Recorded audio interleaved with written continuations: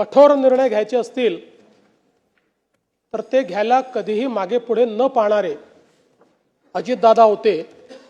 पण त्याच वेळी वित्त विभागाने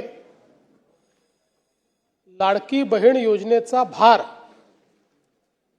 हा अर्थसंकल्पावर फार मोठ्या प्रमाणात पडेल आणि म्हणून याचा पुनर्विचार करावा असं सुचवल्यानंतर देखील त्या ठिकाणी ठामपणे निर्णय घेऊन